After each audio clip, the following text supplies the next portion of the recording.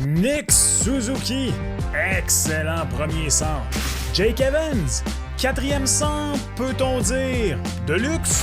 Alex Newt, troisième, ouais, ok. Un deuxième centre, à tout prix. Oh boy.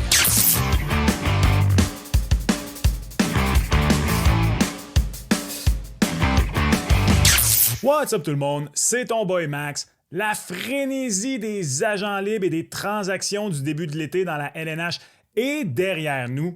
Ça veut pas dire qu'il y aura plus de mouvement d'envergure. Tout est possible, mais comme dirait mon père, le gros de la job est fait. Plusieurs d'entre vous n'êtes pas rassasiés par contre, même si Kent Hughes a été probablement le DG le plus actif jusqu'ici cet été. Bonne chance pour dire qu'il a regardé la parade. D'ailleurs, bon, quand je dis pas rassasié, c'est pas que vous n'êtes pas satisfait, mais plutôt qu'encore beaucoup de questions planent au-dessus de la planète CH. Il y en a 3 en particulier qui sont beaucoup revenus dans la section commentaires ces dernières semaines. On regarde ça ensemble. Tout juste avant, par contre, salutations distinguées à toi, aventurier de l'Internet en quête de bon contenu hockey en français sur YouTube. Tu es à la bonne place et surtout, tu es le bienvenu. Si tu aimes ce que tu entends, n'hésite pas à t'abonner pour encourager la chaîne. On a comme but d'atteindre les 20 000 abonnés et on frôle maintenant le chiffre magique. Alors, s'il te plaît, ça prend 0,5 secondes, ça coûte rien et je te jure, ça fait une grosse différence. Et si tu le fais pas, c'est correct, mais tu vas devoir aller chercher la princesse dans un autre château par contre. La première question qui revient depuis longtemps, pour être honnête, certains d'entre vous me la posent depuis carrément des mois. Pourquoi pas Evgeny Kuznetsov à Montréal? Il a joué avec Ivan Demidov en Russie. Il pourrait faire un pont jusqu'à ce qu'un joueur comme Michael Age arrive, etc., etc. Ma réponse à tous ceux qui posent cette question depuis des semaines déjà est toujours la même. Non! En lettres majuscules à part de ça, dans ma tête, c'était même pas une option et ça allait pas en être une non plus pour le Canadien. Et puis, finalement, ça en serait une. Mais qu'est-ce que tu veux? Moi, au final, je sais pas grand-chose. You know nothing, Jon Snow. Pourquoi est-ce que ce serait pas une option en ce qui me concerne? Deux raisons et demie, en fait. La première raison purement hockey. Entendez-moi bien. Evgeny Kuznetsov a été un stud dans la LNH et tout un centre avec les Capitals de Washington. La combinaison entre lui et Niklas Backstrom à Washington était un duo de centre sous-estimé à mon avis. Il a même terminé 2e au Conn Smythe en 2018 quand les Caps ont gagné la Coupe. Seul autre joueur qu'Alex Ovechkin à avoir récolté des votes d'ailleurs. Evgeny Kuznetsov, respect au joueur de hockey qu'il a été.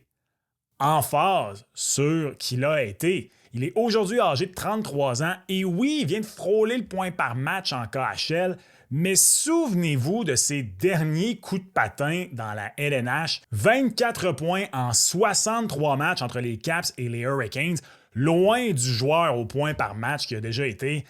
À mon avis, il y a beaucoup plus de chances qu'Evgeny Kuznetsov vienne être un Alexander Semin plutôt qu'un Alexander Radulov à Montréal.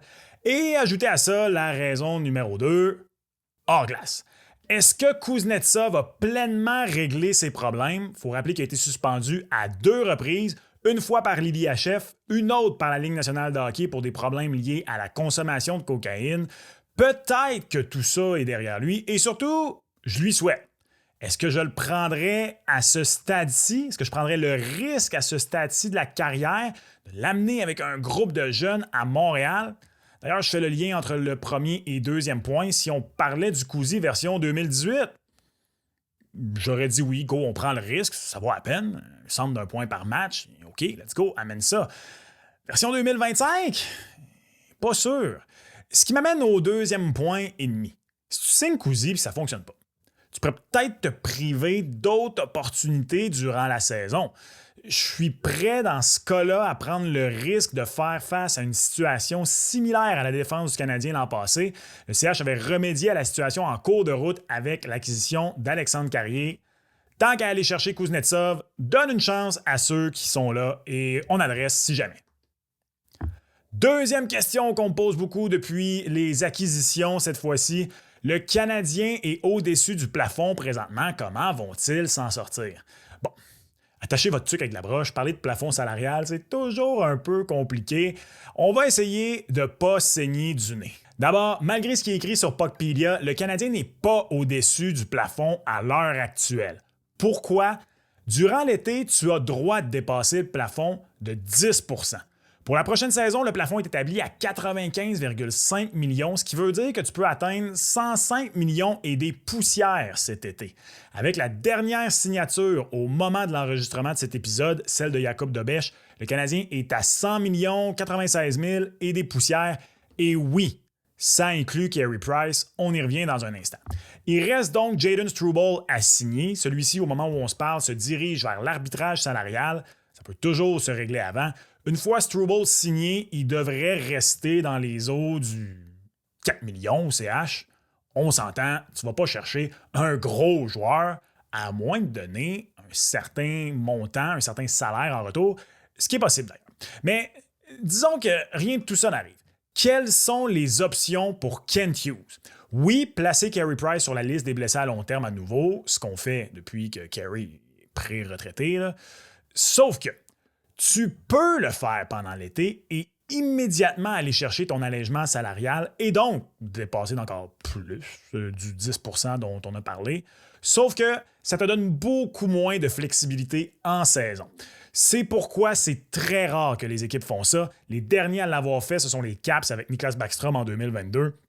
Et même si on attend au début de la saison, quand je dis en saison, là, je précise, c'est lors de la date butoir pour envoyer les alignements du début d'année, là, à la fin du camp d'entraînement.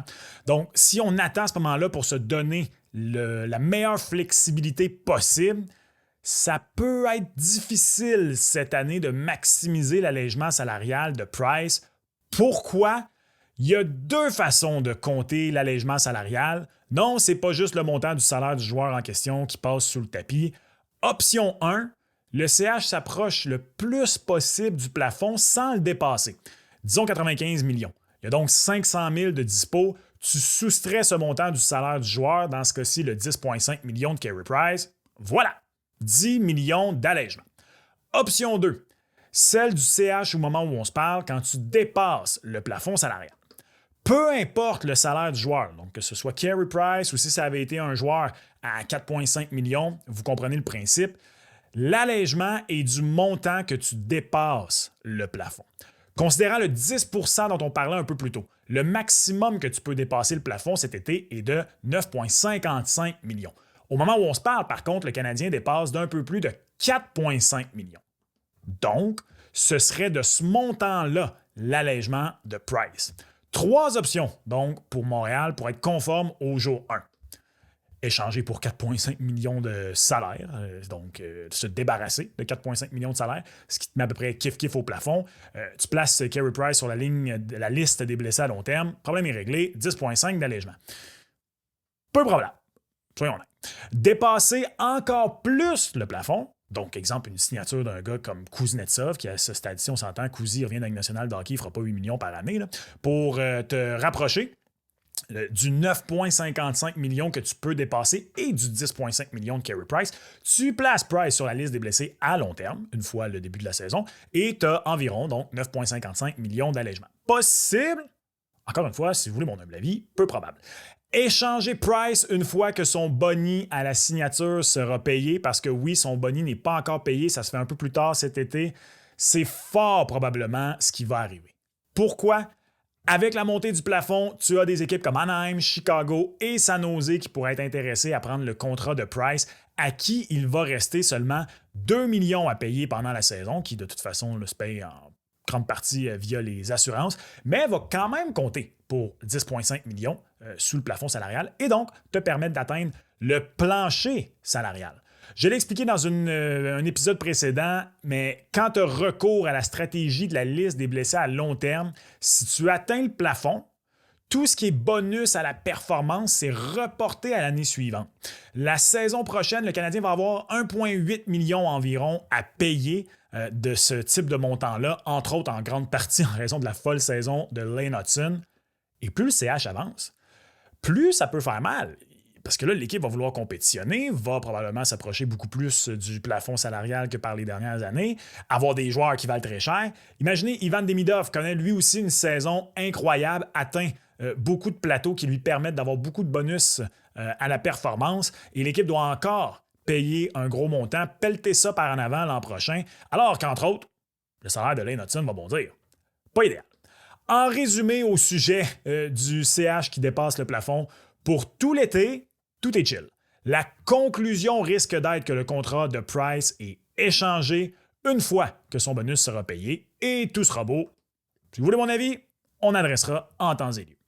Et finalement, vous êtes plusieurs à parler du fait que Mason McTavish n'est pas encore signé et que le CH devrait lui faire une offre hostile. 2 raisons pourquoi je pense pas que ça va se produire. La première, reculer cette vidéo de quelques minutes, le plafond salarial. Si Montréal signe McTavish, il faut que ça vienne avec une transaction à côté dans laquelle du salaire part. Parce qu'on s'entend, McTavish ne va pas accepter de venir pour 4,5 millions de dollars par année, il va venir pour plus que ça. La deuxième, on n'a pas beaucoup parlé de ça. Mais je suis pas mal convaincu que c'est une des raisons pourquoi il y a peu d'offres hostiles signées jusqu'ici. Toute offre de plus de 4,68 millions cet été doit inclure au moins ton premier choix en 2026. Et j'insiste sur ton premier choix. Tout choix envoyé à une autre équipe après une offre hostile acceptée et non égalée doit être le tien. Si tu n'as plus ton choix de première ronde et tu as celui d'une autre équipe, tu peux pas. Tu dois avoir en ta possession ton propre choix de première ronde de 2026. Et à moins d'être une équipe pas mal assurée de faire les séries, ce qui est quand même jamais 100% sûr, là, mais mettons les Panthers de la Floride, c'est quelqu'un qui ne croit pas que les Panthers font une série l'an prochain. Mais encore une fois, rien n'est impossible. On ne sait jamais ce qui peut arriver. Une petite débarque, ça arrive. Est-ce que c'est vraiment l'année où tu veux perdre ton choix de première ronde? Quand un certain Gavin McKenna est disponible en 2026, dans le scénario hypothétique où le CH fait une offre hostile acceptée pour Mason McTavish, êtes-vous prêt à garantir que le Canadien n'est pas dans la loterie Gavin McKenna l'an prochain? Si on est honnête, ce serait surprenant qu'il le soit. Et même s'il l'était, ce serait sûrement comme un des grands négligés. Je veux dire, si tu fais l'acquisition de Mason McTavish après celle de Dobson, après celle de Bolduc, les améliorations de tes joueurs, etc. Là, si le Canadien se retrouve dans les bas-fonds l'an prochain, ça va être vraiment une catastrophe. Donc, ça serait probablement comme équipe négligée et tu peux quand même gagner la loterie à ce moment-là. Les Islanders viennent de le faire. Bon, les chances sont peu probables, mais quand même. Quand il y a un espoir de la qualité de McKenna, de dispo, tu dois prendre ça en considération. Veux-tu vraiment prendre le risque d'envoyer ton premier choix à Anaheim et finalement, ta saison va pas bien, tu es dans le loterie McKenna, parce que si là, ici vous dites protège-le, non, tu peux pas. Tu peux pas, dans une offre hostile, protéger ton first pick. Il s'en va. Bye bye. Au revoir. Ça veut pas dire qu'une transaction pour McTavish est impossible, mais je crois que ça viendrait via un sign and trade avec, entre autres, un choix de première ronde conditionnel protégé top 5 ou top 10 en 2026, avec aussi un salaire de 4,5 millions ou plus qui passe en Californie. Bref, vous comprenez le principe. Un peu ce qui s'est passé avec Noah Dobson. Donc, est-ce qu'une transaction pour Mason McTavish est impossible? Non, je pense pas. Une offre hostile? Disons qu'à mon humble avis, ce serait vraiment très peu probable. Voici donc mes réponses aux 3 questions les plus posées sur la chaîne ces dernières semaines. Qu'est-ce que t'en penses? Es-tu pour ou contre Evgeny Kuznetsov à Montréal? Laisse-moi savoir en commentaire. Tu veux savoir ce que je pense qui a été le meilleur coup de Kent Hughes jusqu'ici cet été? Ben, clique juste là et on se reparle lors du prochain épisode. Ciao!